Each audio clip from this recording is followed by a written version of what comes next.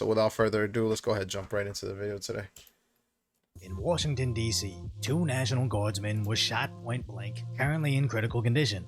But before any information was released, MSNBC immediately tries to blame the victims.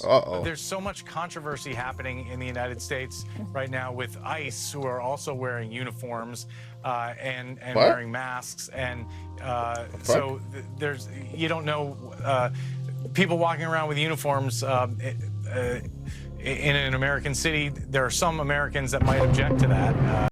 Like, you see how he's stuttering through that? You couldn't even get the words out. That doesn't even make sense. So because someone's wearing a uniform that might make him a target, that's just the most nonsensical thing I've heard today so far. And it just goes to show you that even when you want to serve this bullshit, it's hard to serve it because you know you're saying some shit that doesn't make any sense. Firefighters, and you have police officers, and you know, all these different level of agencies that wear uniforms, and now people are scared. Why would people be scared? Is it because there's a narrative being painted about people in uniforms? And so apparently this shooting has happened. No matter how much you hate the mainstream media, you don't hate them enough, as the more you know about this tragedy, the worse it gets for everybody. Where the attack appears to be terror-related. There's some reports that he shouted Allahu Akbar, a phrase that we've become painfully familiar with. As President Trump places the blame on Biden.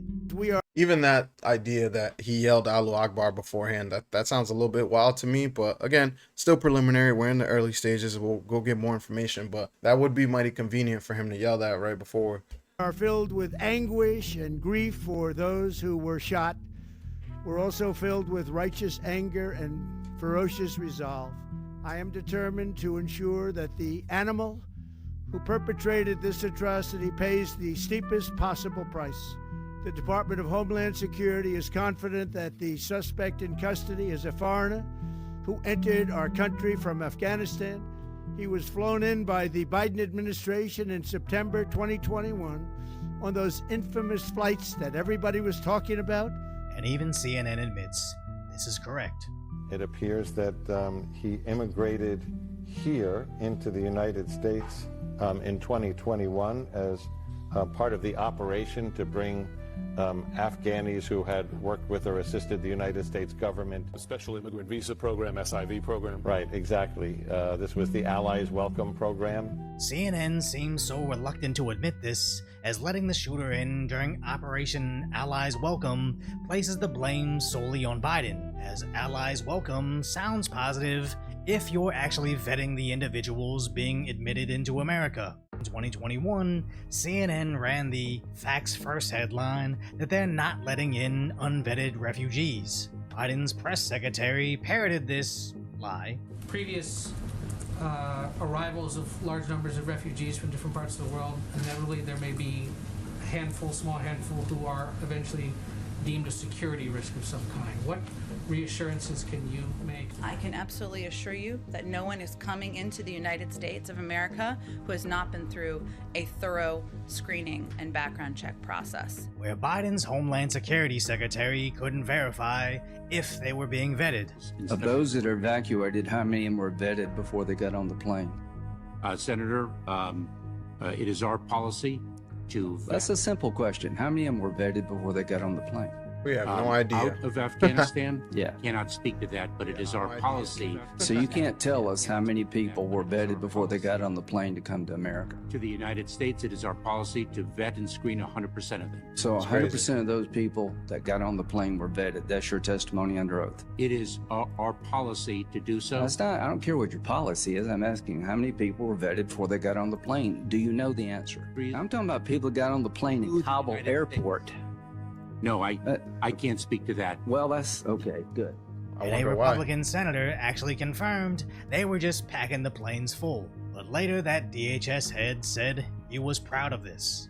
Congressman, you're referring to what we termed Operation Allies Welcome, a program that we are very proud of, that we instituted to provide refuge for individuals.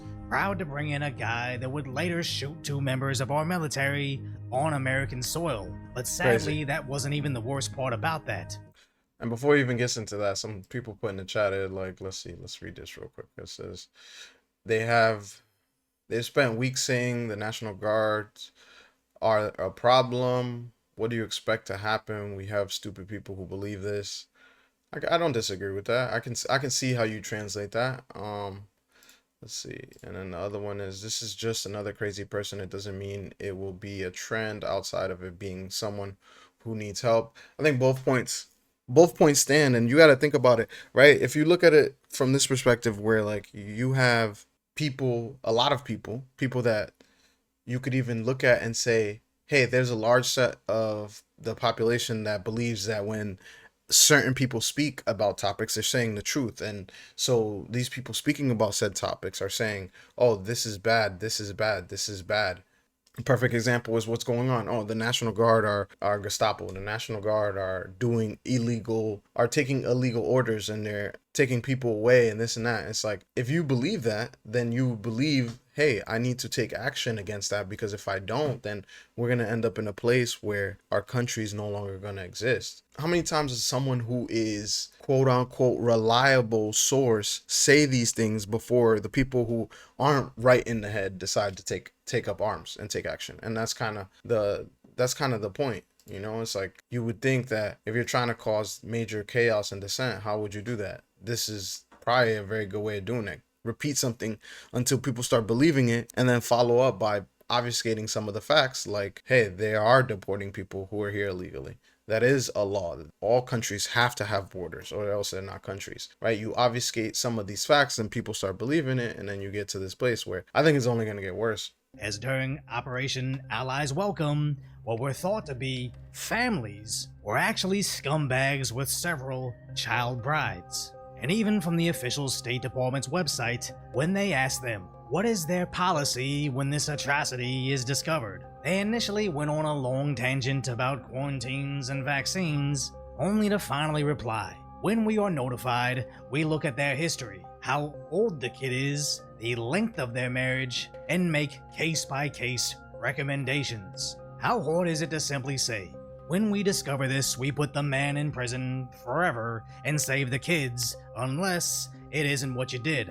As this is a terrifying reality of Biden's Operation Allies Welcome that the media conveniently swept under the rug. All for what? I think this is because it's what they wanted to happen in DC. And if they had to assist a couple scumbags married to kids, that was a sacrifice they were somehow willing to make. As the Democrats have been desperate to get the National Guard attacked, constantly villainizing them for being in DC. The National Guard and the military occupation is the first step into rounding black people up and putting them in detainment camps here in Washington, D.C. How wild is that thought process? Like, how stupid do you have to be to really think that? Not only say it out loud, but then also push it to other folks. And this is just mainly our community right here, because it's obviously a black dude talking about this, talking about black people. But we can get together when we're super upset. But why can't we get together and build another Tulsa? Like, I'm gonna beat on that drum until somebody answers that question. We can get together to talk about all this shit, to be outraged at the things going on, but we can't get together to create another Tulsa, a better Tulsa, a bigger Tulsa. Why? And around the United States of America. Making the outrageous claim that they will attack American civilians. It makes me incredibly nervous that we're about to see people in law enforcement, people in uniform military, get nervous, get stressed, shoot at American civilians. Indirectly comparing our military to Nazis. They're following unlawful commands from Donald Trump. And if you're committing offenses and your defense is going to be, I was just following orders, you know, that didn't work out so well at Nuremberg. See, again, two more people that are on TV, supposed to be these extremely high educated folks who have the most information because they investigate these topics at the highest level, having two of the most asinine takes I've heard so far in this video. First off, the young lady says, oh, well, you know, now I'm worried that the police are going to be nervous and the people in uniform are going to be scared and they're just going to shoot at citizens. When have you ever seen that? Have there been cases where cops are too quick to pull their guns out and shoot at folks? Yeah, there have been. But here in this country, at least not in the last 20 to 30 years, you've never seen police just indiscriminately shoot at people, protesting or not. I mean, you see the protests that have happened over the last couple of weeks, you know, even over the last year that have gotten extremely violent, and you still don't have that. And you're willing to go as far as trying to condemn the folks who actually apply for these jobs, work these positions, but you won't criticize the people committing the crimes that then put the people in these positions and in these jobs at risk. It just doesn't make sense. Not only does it not make sense, but still speaking about the first part of the young lady saying that, you know, she's worried about police, you know, just attacking civilians. Do you know why you have a cushy job? Do you know why you probably live in a very nice neighborhood? Because you have police who keep the bad people away. Like, why are we trying to devolve into this society that thinks that because we have police, we have problems? Like, no, we have... Oh, wow. Okay.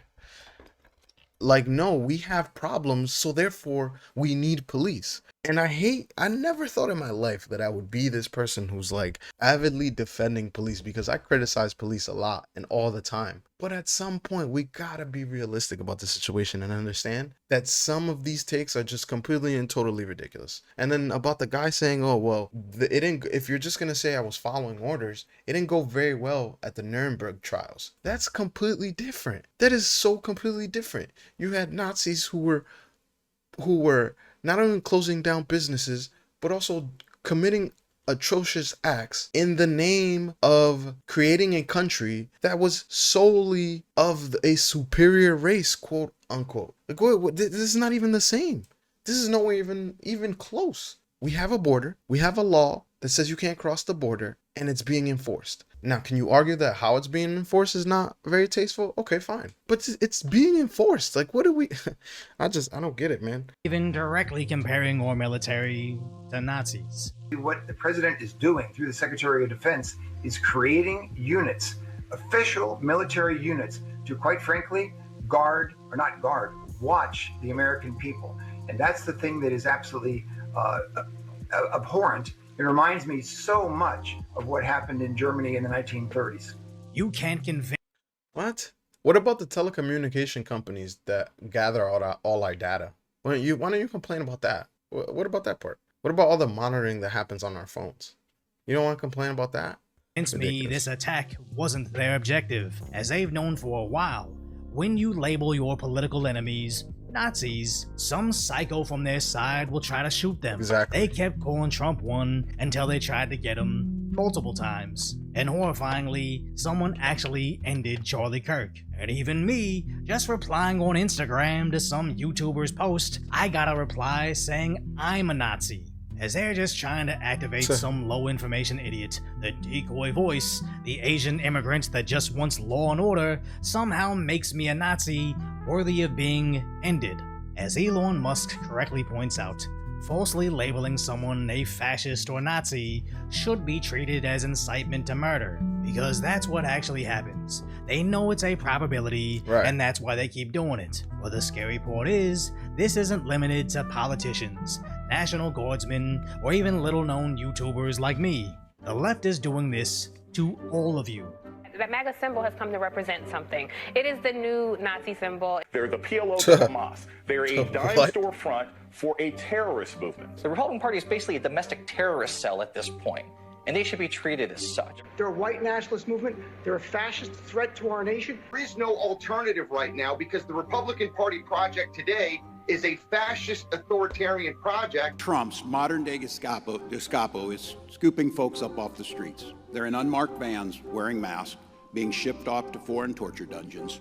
This insane rhetoric of foreign torture dungeons has nothing to do with reality. As if it were true, I'm sure the media will be playing that footage on primetime loop, and the simple fact that they aren't just proves they're not trying to save illegals from dungeons. They're just trying to dehumanize anybody that doesn't buy their lies. So much that even Americans are taking to social media to celebrate our soldiers being shot. National Guard member just got shot today, and that it's a good fucking wake up.